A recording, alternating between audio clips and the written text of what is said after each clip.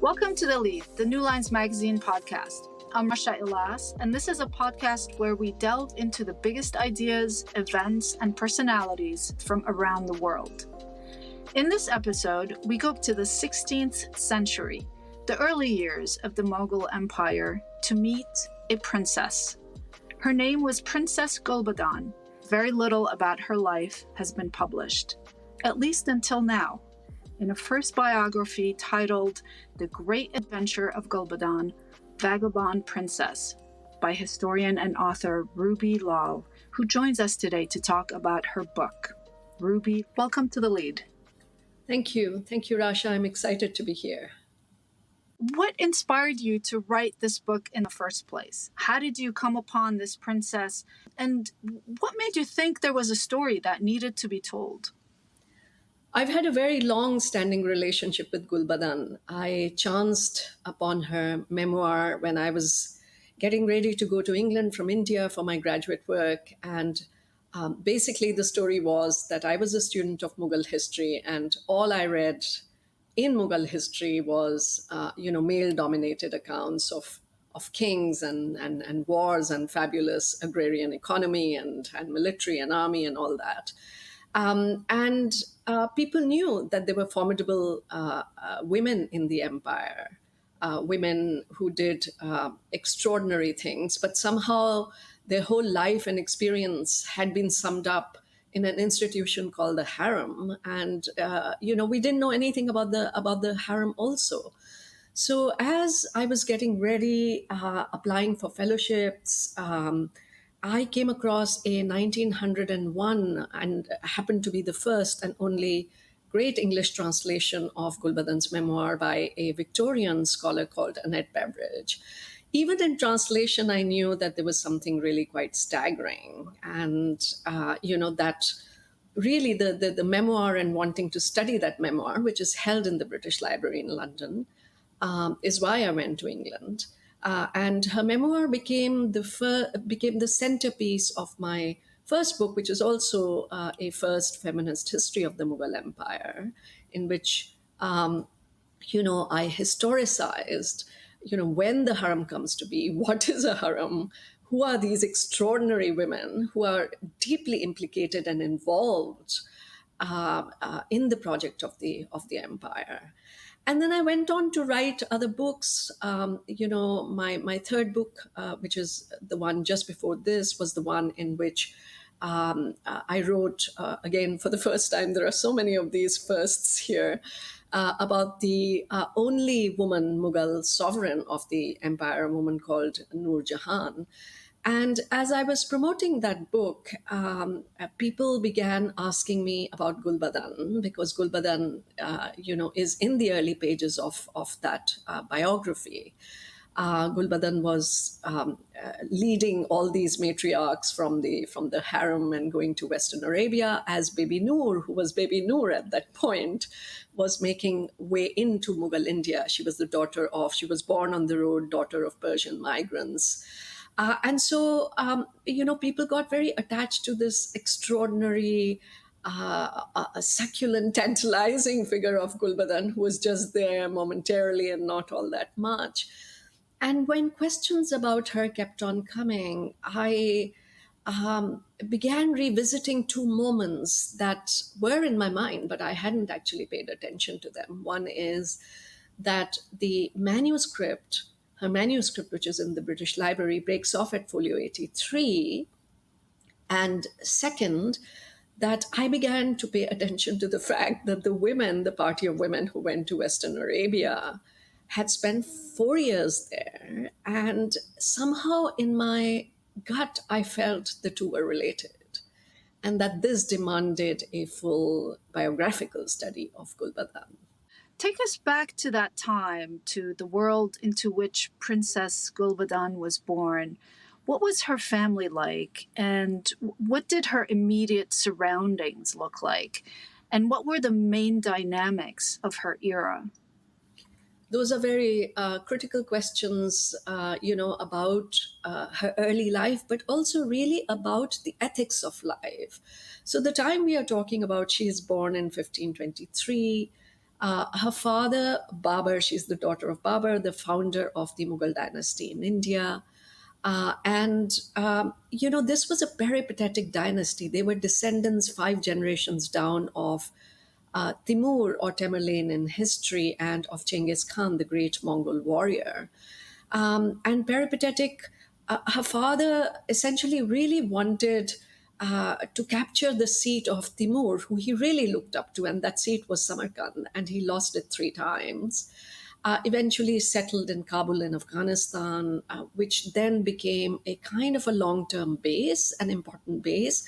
And he started looking towards the territories in northern India. And when Gulbadan was born, he was busy in conquests across the river Indus at that time. So it's important to remember. I said it's an itinerant time for the entire dynasty, but I think it is also an itinerant time for the times, as it were. So this is the pre-modern state nation moment, which is not about strict borders and boundaries and a fixed national identity. Much of the state formation across the world is built by moving, is built by conquest, territorial acquisition. People have many forms of languages. They think about multiplicity of religion. So there's also, with all its difficulties, it's also a moment of really pluralism in some senses, plural ways of being and living. And the most important thing here with Gulbadan, she was born and then lived till 1529, that is till she was 6, in Kabul, in a fort palace called Bala Hisar. And one of the striking features of her upbringing is the formidable women that she was surrounded by, multi generational, formidable women who spent a lot of time outdoors in tented gardens. Women traveled pretty regularly with men as they went into war, advising them. Children were born on the road. So all of this is very much part of her growing. And of course, her father, Babur, was the founder of the Mughal Empire. That's right. He began making inroads into northern India, and he was in India when Gulbadan was born. And when she is 6, by this time he's conquered. He's defeated Ibrahim Lodi of Delhi, the Sultan of Delhi, conquered Delhi, some outlying areas, including Agra. He was there was an extended set of people with him, including his warriors, his army, very close people, his prime minister, people that he looked up to. But he was extremely lonely, and Gulbadan is one of the people to write in a memoir about her father's loneliness, the letters that he sent back. But he also saw that the territories were rich in terms of agriculture, in terms of the possibilities with which they could build and do further conquest. But he wanted a full scale settlement, and so he sends these orders or invitations, and in very large caravans or groups. The family starts moving. They do keep, of course, Kabul. He appoints his son. He has 4 wives. His sons are given different commissions as governors in various territories of what we today call Afghanistan. But in the first caravan that goes, Gulbadan goes, in that she's the first little girl to migrate. She's 6 years old at the time, and she traveled with the royal entourage from Kabul to the city of Agra, which is located in northern India, in modern day India, and it's the city where the Taj Mahal sits today. Tell us about that journey from Kabul, how it was part of Emperor Babur's conquests, and what it must have been like for the little princess. This is a journey that took over 3 months, and this was a well charted route. I mean, travelers, Sufi saints, mystics, traders, Babur himself had gone through those passages many times. So I studied his memoir as well as Gulbadan's memoir, in which these parts are beautifully detailed. I also studied the geography and the topography. So, for instance, they crossed the dangerous Khyber Pass, and I had to imagine the tiredness and the fatigue of a little girl going through, through those passages. One of the wives of Babur came from one of the tribal groups, a very important group called the Yusufzai. Her name was Bibi Mubaraka or Lady Mubaraka, and she was in this, entourage. And she's likely, and Gulbadan has a very close relationship with her and a rather playful relationship with her.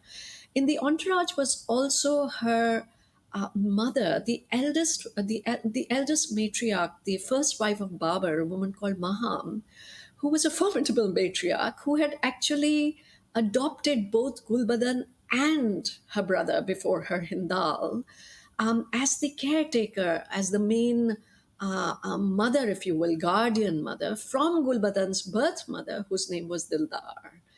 And I should just explain this because, the idea of motherhood was not a bourgeois notion of my child and your child. This was very much a project of the empire. Children, particularly male boys, or which could be future monarchs, actually sustain the empire and the longevity of the empire. But also, motherhood gave lots of power to women. And, Maham's children had died in infancy. This was that kind of time. Only one son survived, who becomes the second emperor. So she had negotiated this adoption, and Gulbadan and her brother lived with her till Gulbadan was 10 years old. So Maham was in this caravan that comes. And after crossing the hills, the letters between Babur and Maham become pretty frequent. Letter carriers are taking these. And eventually, when they come just outside of Agra in a place called Aligarh, modern day Aligarh, Maham is not able to wait anymore, and she leaves the princess and the rest of the party, and there's a group that heads out. And when Babur's people or attendants tell him that Maham was already there, he leaves his prayer and he runs along the cottage of his beloved wife. And all these scenes, these gorgeous, intimate scenes, which is the scene of history in some senses, are in Gulbadan's memoir. So, what was life for her like over there? This is the moment of the building of the empire.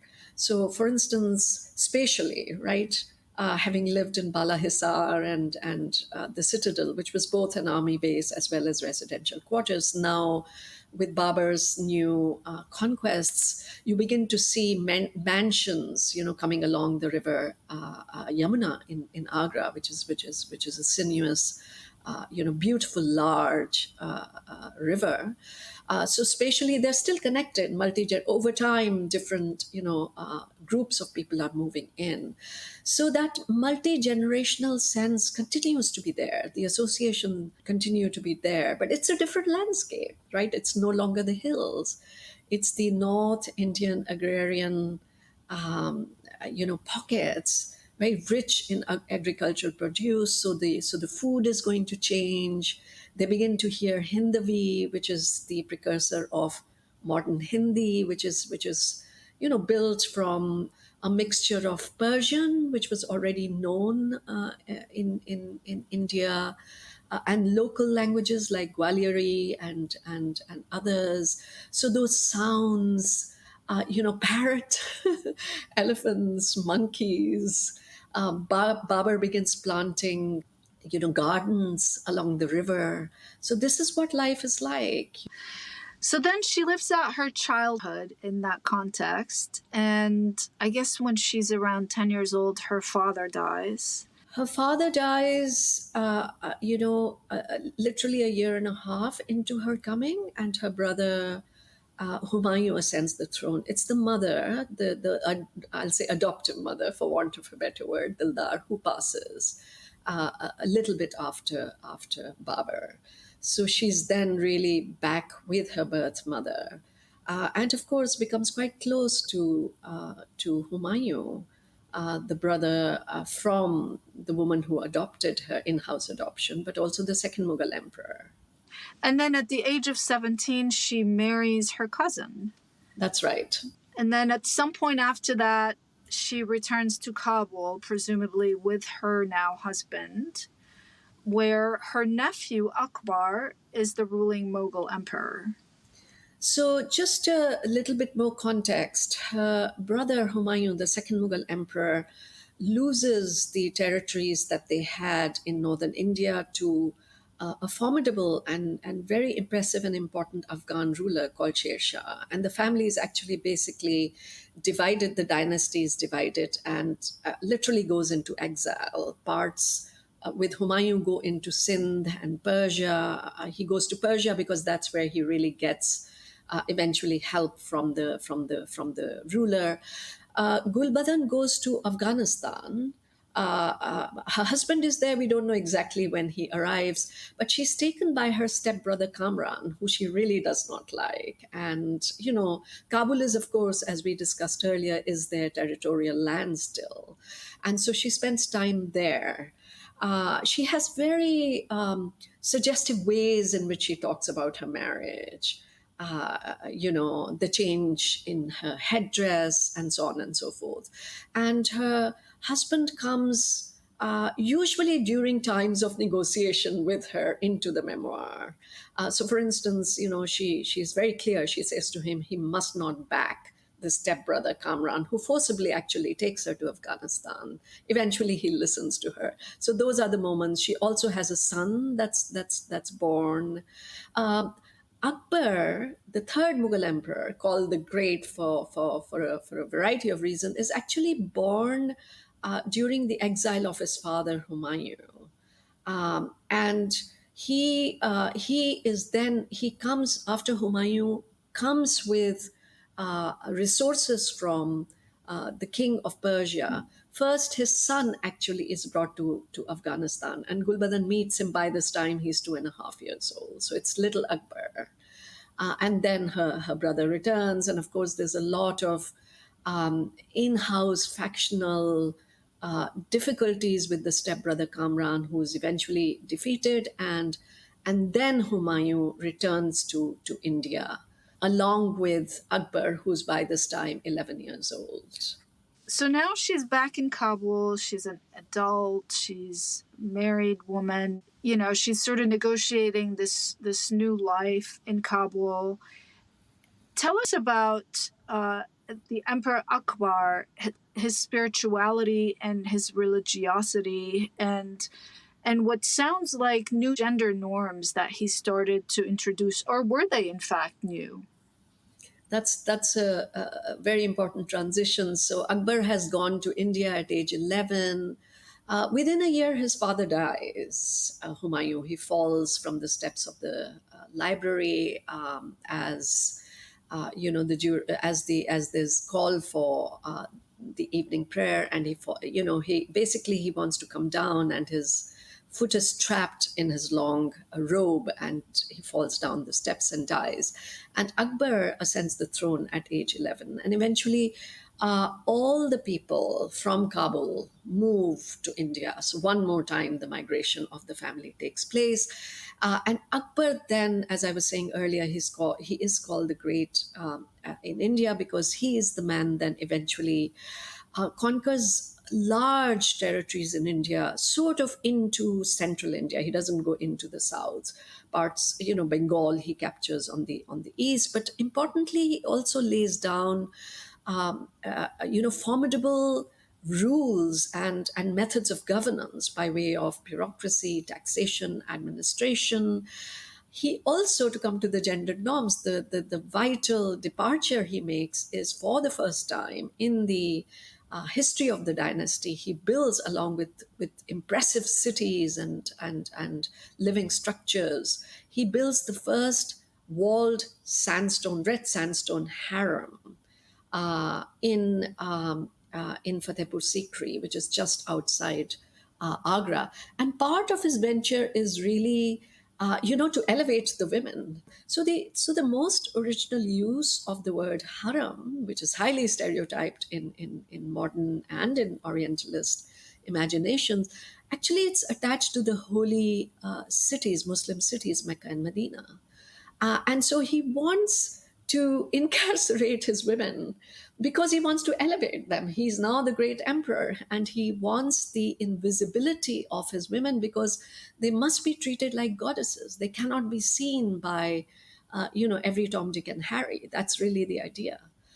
But he ends up, declaring them for the first time in the gazetteer of the empire, the veiled ones in Persian, the Pardegyan. So all these things are happening. So the boundedness, if you will, the kind of classic ways in which we know empire and courts are beginning to be seen here.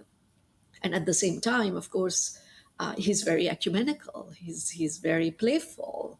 The best histories are commissioned in the empire. Some of the finest paintings. He has conversations with representatives of all denominations. He's a very eclectic emperor, but highly egotistical.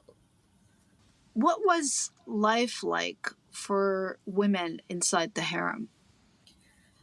These are residential quarters, but being behind the harem walls is a sort of um, a physical arrangement that is the boundary of the court, and the living quarters or the domestic space is demarcated from each other.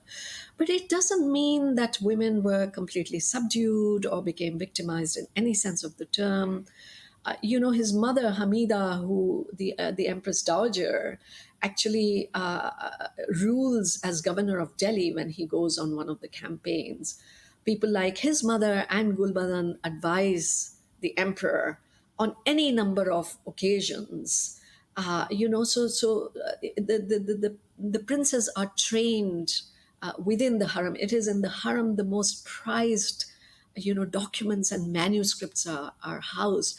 So the women are playful, they're agential, they're living lives just in a different environment. It doesn't mean that they are isolated and packed behind the walls. So this is something we ought to really be very, very clear about. Having said that, this is not a space that will endorse the autonomy of an individual woman, right? That's absolutely clear. And this is how human beings live, right? With creativity, with playful, no matter what your circumstances are.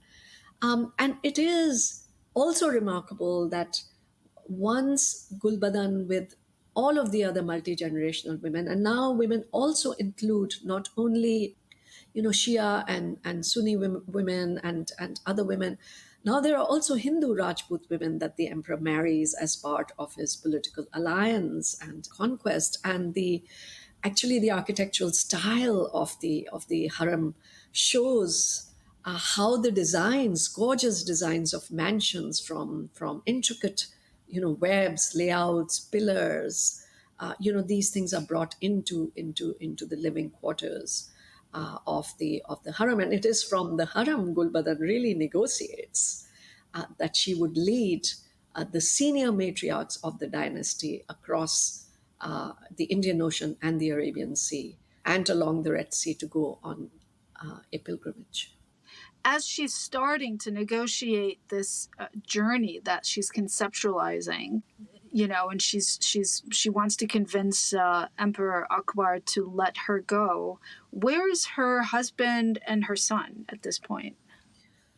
Her husband eventually aligns with her and Humayun. He comes to be in the service of Humayun, the second Mughal king, before Humayun actually comes to Agra, before Akbar becomes the emperor. It is not clear at all when he passes away in the documents of the time. And after that eventual coming on Gulbadan's side, if you will, there are no mentions of him. There are mentions of a granddaughter who actually accompanies, called Kulsum Begum, who accompanies Gulbadan on this voyage. That is definitely mentioned. But so it's in these ways the presence is felt. But unlike so many other important presences, these details are not known in the records. Well, do we know how she negotiated this trip with Emperor Akbar? Yes, and that's where, as you know, my book begins. Basically, the scene is set in a classic scene because Akbar, again, the Haram. Akbar visited the Haram in any number of times for counseling, for visits, for paying respects, for important. There was a very massive scandal around his own, milk brother that was actually hatched in the Haram, and so on. So the scene would be set in the is as the book shows was in the harem, and she sits across from him, and the lines are documented in the official history, in which she says to her nephew that I had long ago made a vow to go to the holy places, and now the time has come. And he listens, and the harem on architectural documentation is easy to lay out. Obviously, it's very clear that the two have very different intentions for this journey. He, as I said, is a very important monarch by this time. And like all Islamic monarchs, it was actually standard for their representatives to go make the pilgrimage on their behalf because it accrued huge amounts of blessings and also enhanced their standing. And Muslim monarchs also sent plenty of gifts and arms to the holy cities and to the people of holy cities. So this would actually enhance his standing in the Muslim world. The important thing is, for the first time, unprecedented, Gulbadan was asking for a cluster, pilgrimage. Women had forever gone doing this, ordinary and royal. So this was quite extraordinary. Her intention, and this is what the book is all about, was, of course, within the terms of pilgrimage. She was a pietous woman. She was a believer. She was also very deeply involved right from the start in the project of her dynasty. This was important to her. But this was a woman with a personhood, right?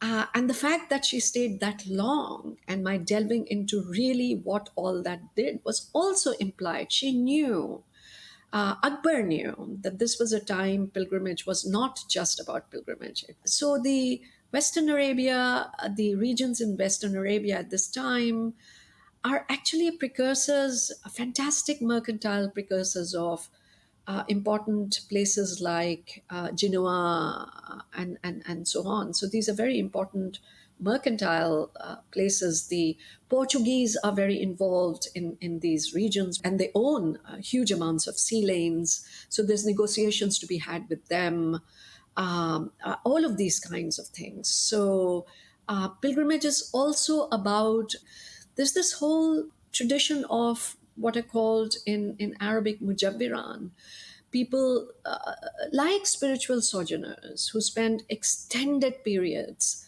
of course, doing the pilgrimage, but also being one with the prophetic land. So, this is the land of Muhammad, this is the land of Abraham, this is the land of any number of seekers, of mystics, of fantastic builders. I mean, people like Zubaydah, the legendary Zubaydah, who builds the finest waterworks in the region. So people looked at these in awe. So I think all of this goes into Gulbadan's mind. Let's visualize the route of this journey. To get from Kabul to Mecca at that time, you would have had to traverse Persia by land, then Arabia, I presume, through the desert, obviously also by land. All of it very dangerous journey full of bandits and environmental hazards. Or you would have set sail across the Arabian Sea off of the coast of India, then into the Red Sea to the port of Jeddah in western Saudi Arabia, and then by camel to Mecca. But sea travel at that time was also filled with treachery, not least of which from the Portuguese seafarers who targeted and plundered Muslim ships, not to mention a royal ship. So, what's a princess to do? Fantastic question, one that I was, obsessing over. None of this is, laid out in the records. But there are plenty of documentations that detail travel, and there are indications, plenty of indications, fragments, shards that you have to take on and actually create this itinerary. So the one, as you mentioned, the one that Gulbadan takes is a road caravan trip from Fatehpur Sikri to Surat in Western India, which was really the port of disembarkation. And we've been talking about the Portuguese. The Portuguese were in charge of sea lanes from there on. And that too is a very long history of their own mercantile interests, territorial ambitions. There were about 100 Portuguese actually living in Surat at this time, and it seems from the official history of Akbar that he had actually arranged the passage by way of what was called a kartaz, a stamp that was required to board even for the imperial ships from Surat. But when Gulbadan lands in Surat, turns out there was no kartaz. And there was a Jesuit missionary who comes to the one. He's in the first embassy to Akbar's court, a man called Father Monserrate, whose commentary I studied, and he had this scintillating lead in which he says Gulbadan was able to board the ship only after she gave the town of what he called Butsares to the Portuguese. And so I got into fantastic spy work and figured out that this was her own estate, very close to the estates of the Portuguese, from the exiting point, 60 miles north of Surat. And the estate was called Bulsar. It was a very rich agrarian estate, especially famous for mangoes.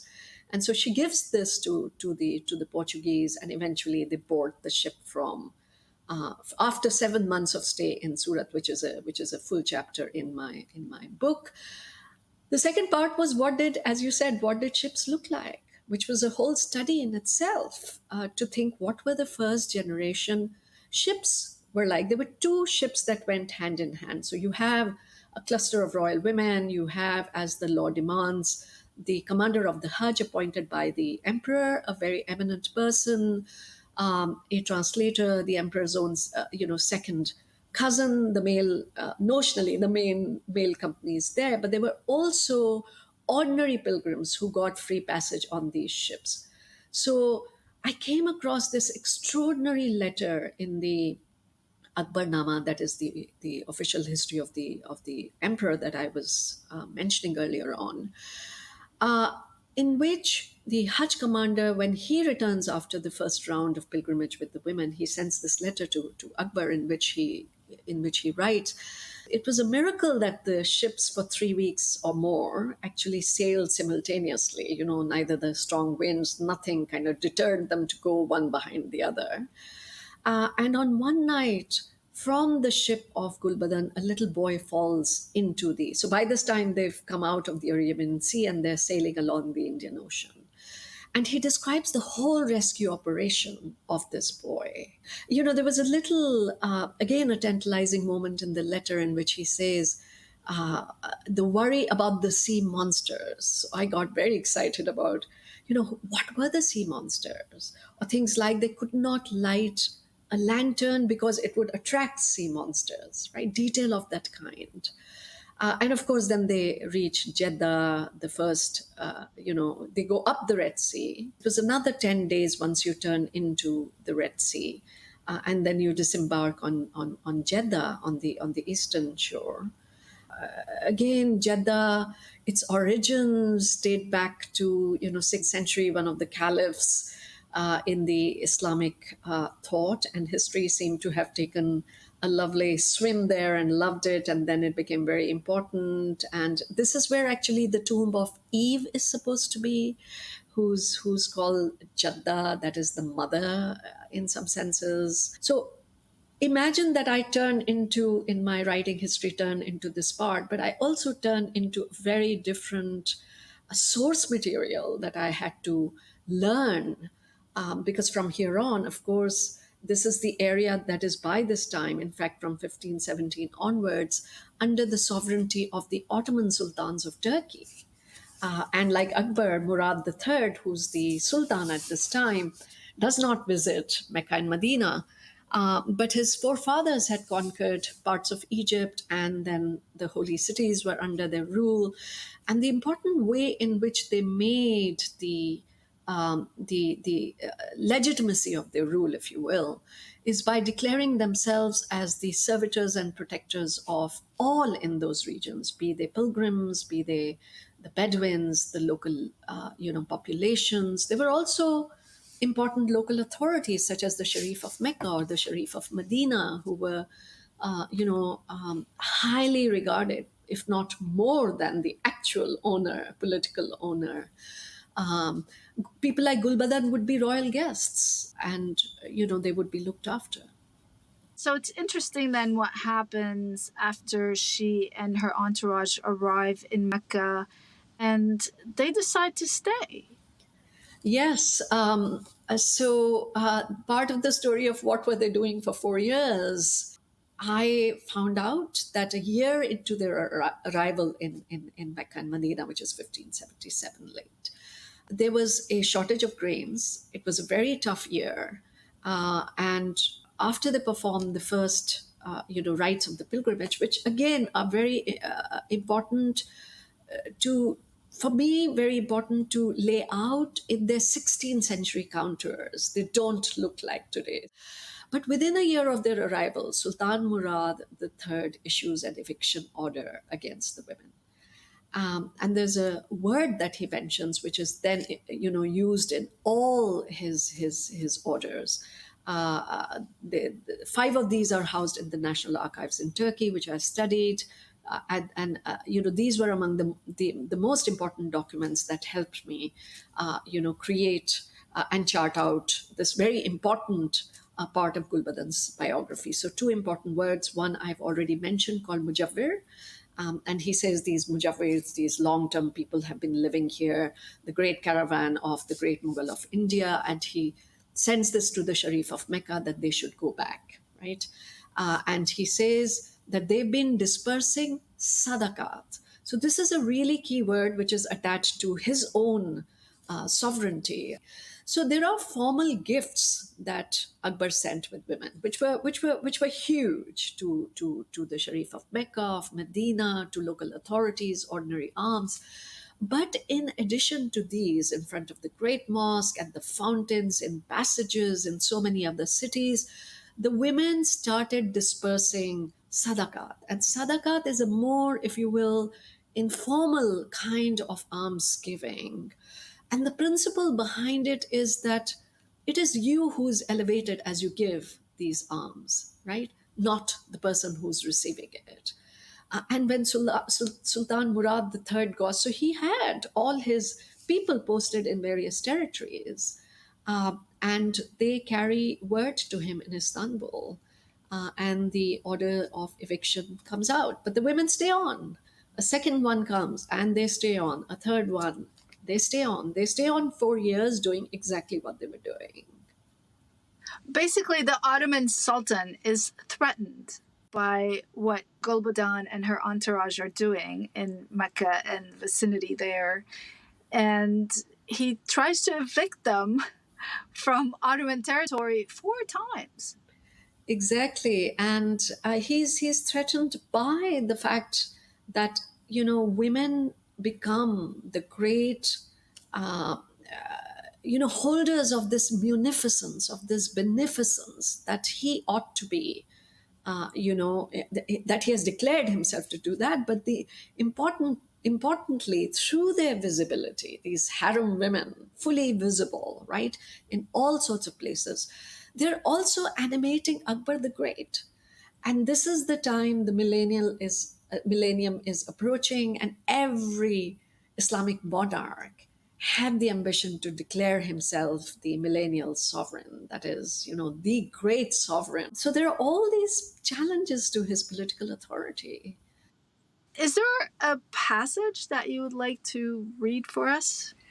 Yes, and I just want to clarify that when she comes back, the passage relates to this story. Eventually, Akbar sends another Hajj commander to bring them back. The official history, Akbarnama, says the women did not want to come back. Their ship is wrecked in Aden at the bottom of the Red Sea. They spend another 7 months, eventually come back. 5 years after she returns, Akbar now decides it's time to have his historian Abul Fazl write the greatest first official history of the empire, which will, of course, be called the Akbarnama and the Chronicle of Akbar. And he invites several people as, key members of the old servants, officers, to record their memories that would be a contribution to the official history. And there was one woman he chooses as a contributor, not his own mother, who was an extraordinarily learned woman, great friend of Gulbadan, an avid art collector, a really extraordinary woman. But his aunt Gulbadan, who had this terrific standing by this time, and what she produces was unprecedented in style. It is the first prose history of the empire. And of the entire Islamic world, because women mostly wrote poetry. It's unique in form and in content. So I spent a lot of time thinking what would give rise to this kind of writing, right? It's, of course, storytelling is at the heart of it. She was also the owner of any number of books. She read her father's memoir, as we were saying earlier on, any number of other books. But I spent a whole fellowship time in Canada actually thinking about these three paragraphs. And I will just read these to you. The first line actually refers to the books in her library. Okay, let's hear it. None of these works served as a literary model for Gulbadan's writing, which differed radically from most court chronicles of her time. For one thing, her work has no didactic charge. It falls outside the prevalent mirror for princess genre, which emphasized pragmatic guidance and the role of rulers as moral exemplars. Instead, the wide world and its people were her books. Her knowledge germinated from gardens, tents, pavilions, caravans, ships, rivers, oceans, deserts, camels, mosques, water fountains, hills, mansions, and the red sandstone harem. Babar, her father, Dildar, her mother, Maham, her adoptive mother, Khanzada, her aunt, her Rose sisters, little Akika, her niece, Bega Begum, her sister in law, the Afghan lady, Humayun, Hamida, Khizr, Kamran, Atun Mama, and others were her books.